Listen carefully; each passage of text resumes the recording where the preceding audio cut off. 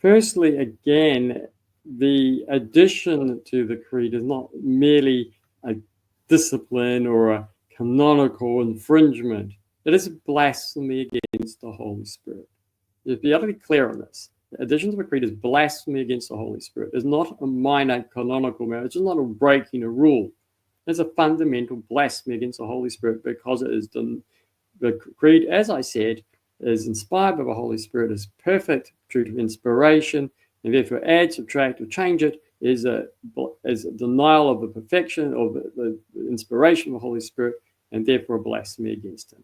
So we must be careful not to sort of shrink into this, oh, it's just a small minor canonical matter which are objecting to. It in itself is a very, very serious matter, and in itself is enough to cut the Latins off from the communion with the church. So just pointing that point out. The next point is he raises it that the charge of heresy is more important, and therefore, and he tries to argue that the Latin West was teaching the Filioque as, I assume, defined at Florence, because that is a point where you definitely see that the Filioque is heretical. So what is heretical is the definition given at Florence, the Council of Florence. And I have to make that very carefully there. Now, Photius the Great also speaks of the Filioque as heretical as well. And that is due to the implications it has in the eternal procession of the Father, of the Holy Spirit from the Father, and as it says, and the Son. So when it comes to the eternal procession, he argues that it is heretical there as well. But why I mention that it matters at Florence is that the heresy is the application of the Filioque, the procession from the Father to the eternal procession of the Holy Spirit. Now, second Leons, you get that first mentioned, and that at the Council of Bollinger, which is also in Constantinople, they reject that as, again, basically heretical point of view, because it started to talk about an eternal procession of the Holy Spirit from the Father and the Son. And then at Florence, they're more explicitly talking about an eternal procession from the Father and Son, and that the Greeks, when they say through the Son, which is acceptable, as long as it's not coupled with from the Son, and the Bollinger, when it talks about through the Son, is condemning it in the sense of through and from the Son, not just through by itself, which it says can have a legitimate meaning in the Fathers. They talk about through and from. What we don't allow is and from the Son to be added into there in the eternal sense. And so it's quite clear, and it says that the Son is caused just like the Father, therefore attributing the unique property or manner of existence of the Father to the Son, and therefore denying the Son as Son, confusing the Father and the Son, and misunderstanding the distinction between hypostasis and nature. And the talk about one principle is to make the procession an act of the nature, and therefore imply that the Holy Spirit must have the same act. He proceeds from himself, which is a nonsense, or again deny the Father being and the Son being the origin of it. It would have no meaning if he proceeds from himself. And on that same argument, the Son begets himself, therefore there's no meaning in him being Son, and you confuse all the hypostasis and the unique relations from doing so. So it's confusing the single action of a Father, Son, and Holy Spirit with that of the particular property of each hypostasis. And so the Son and the Holy Spirit are from the Father according to his property as Father, not according to some shared action of the nature. And so this is the ultimate confusion here. So I mention these points because if you go back to St. Augustine, he does speak about a procession from the Father and the Son. And this does become a common expression in the West. You see it in the Athanasian Creed, you see it in the Council of Toledo, they confess this, you see Leo the Great stating this, you see it quite a lot in the West, will speak about a procession from the Father and the Son. And what they do is conflate this declaration of procession from the Father and the Son with the doctrine that is condemned by the ecumenical, by St. Mark of Ephesus as heretical, which is condemned. Black and I is heretical, which is condemned by St. Photius the Great. And what they are arguing is just simply mentioning from the Father and the Son in a context is such that they are proclaiming the doctrine of the second Leon's, the doctrine of Florence in particular.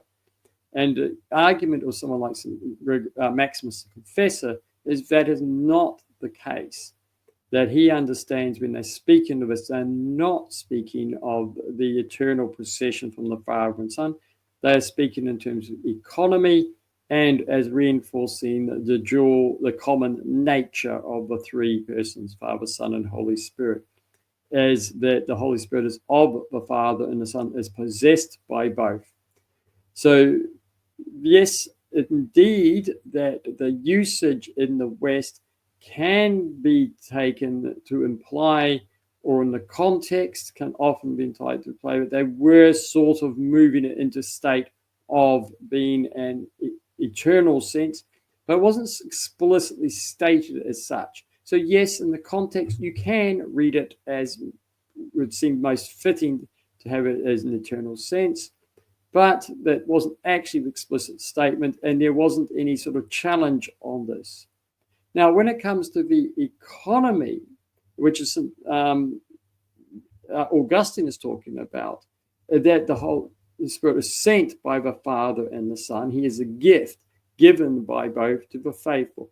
It is utterly correct that the Holy Spirit proceeds from both as from one sending, and that it comes simultaneously from both as the same act, that the Father is a principle of the principles, that the source of sending is ultimately grounded in the Father. The Son sends the same sending as if he is the principle of that sending, but he has received that from the Father as being Son, and the Holy Spirit is sent to the faithful as a gift from both simultaneously. That doctrine, the one principle simultaneously from the Father and Son, is perfectly fine in the economy. And as a matter of fact, that is what you need to be preaching. If you're teaching something else, you would deny the common activity of the Spirit, of the Trinity. You would also deny that the Holy Spirit rests eternally in the Son, and it is the Spirit of the Son. So all these things, his doctrine, as far as it goes in that point, is totally correct, as long as you read it only that way. And by the way, the Holy Spirit comes of himself. So it's not just that the Father and Son send, the Holy Spirit also comes. The same activity is also done by the Holy Spirit, who said, that's why we say, come Holy Spirit. He himself comes of himself. So he exercises the same activity, but in the sense of himself coming. And the Father and the Son, they are sending. So there is no problem with the doctrine as St. Augustine teaches, so long as it is applied to the sense of economy. Now, St. Augustine sort of is a bit vague on this, and I can see why it slips into sort of an eternal sense in the West, but Augustine himself doesn't actually explicitly teach the eternal sense of this, or that the Son is joint cause of the Father of the Holy Spirit. He doesn't say this. This is an additional development of this, an additional expression of it.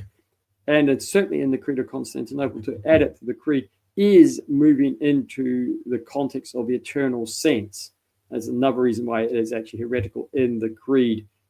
It's not something that is not an addition simply for the fact that it shouldn't be added, which is, as I said before, is blasphemy in any case, and completely serious. But it also is falsely added in the context of the Creed. So we don't see, following St. Maximus, that Augustine or the Western usage of and the Son is necessarily pointing to a teaching of the eternal procession from the Father and Son, as you see at Second Lyons, as you see at Florence, and ever since in Roman Catholic thinking. We say, no, but fathers didn't mean that. And even if there are cases where the context seems to imply that, if brought into a discussion with someone like St. Photius the Great, St. Maximus, they would have come to and maintained the Orthodox position on this.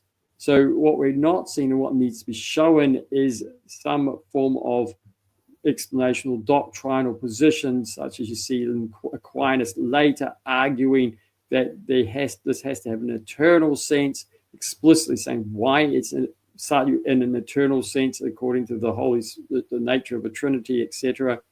And we don't see these. I haven't seen any evidence of this. I've just seen the usage of it.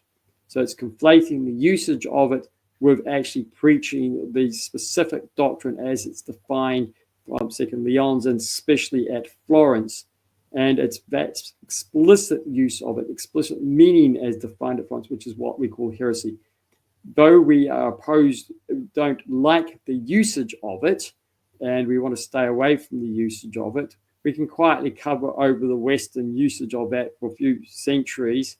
And even if I say that usage is proper because they have a sense following it, when it comes to the actual debate later on, the movement towards the position of Florence is heretical, and us claiming that is not showing that the rest is necessarily heretical, where we're inconsistent with them. We say that that's what they mean, the same thing as us. So not only referring to this in terms of the economy, which case is perfectly fine, and even if they started to shift into a more eternal sense, they did so in a sense with unchallenged with the positions of someone like St. Photius, and we just excuse that means of things expression, because there was a reason for identifying the Spirit as the one proceeding from the Father and Son, as the one being sent from the Father and Son, as a sort of a mark of his identity in terms of our relation to him.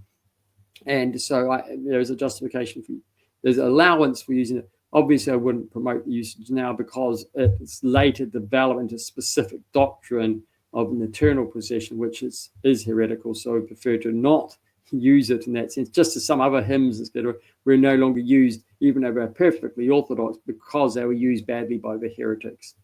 So that would be my response, that he's assuming that somehow just because they speak of Father and Son, just because St. Augustine describes the one principle and the received principle, which is perfectly true in the economy, because he just says that therefore he is actually explicitly teaching the doctrine of Florence. And I don't see that. I don't see that there is an argument. And St. Augustine himself does not. It's quite clear that there is no procession in eternity, that the Holy Spirit is a gift but not yet given. And so he is reluctant, but he just speaks about it as a sort of potential, which is completely consistent with the activity being manifest into the faithful in time, but the potential of activity, because the Holy Spirit is of the Father and of the Son, and that he is a gift that is waiting to be given to the people, and then it's quite appropriate to call them a gift. That's all fine. And so I think they are taking St. Augustine too far, more than is needed. Even if St. Augustine opened himself to it, even if the other fathers in the context open himself, I would just say, no, they're just simply putting a mark of identification of the Holy Spirit, and it's not necessarily implying the doctrine of Florence. So I think he's going too far, and they need to show more that they were definitely implying the doctrine of Florence. Therefore, you'd have to see writings of the fathers at the time, not just stating from the Father and Son, not just seeing it in a creed or some Athanasian creed or something, but actually an explicit thing, speaking of it as like Aquinas does, as a fundamental part of the Trinitarian doctrine, and that the necessity of it due to some aspects of the Trinity thing where he has to proceed from that. I haven't seen any evidence of that. So I think he's going too far and making this claim that there's somehow some sort of discontinuity with the West. But having said that, I do have some compassion on the West, that there is a sort of a movement in this direction, And until you get a proper discussion of the East, which is an open discussion and speaking through the actual theology, without the East's counter to that, I can see it's very easy to slide into some form of eternal Filioque doctrine. Yeah, so it's only really the explicit teaching of Florence that the Son is the joint eternal cause of the Spirit that the Orthodox reject. Yes, it's the eternal cause of the Holy Spirit. Yes, not the one principle. One sending is better with inspiration than to the faithful. That logic, the way that is from one is of one action. It's perfectly correct in kind of the action of the economy.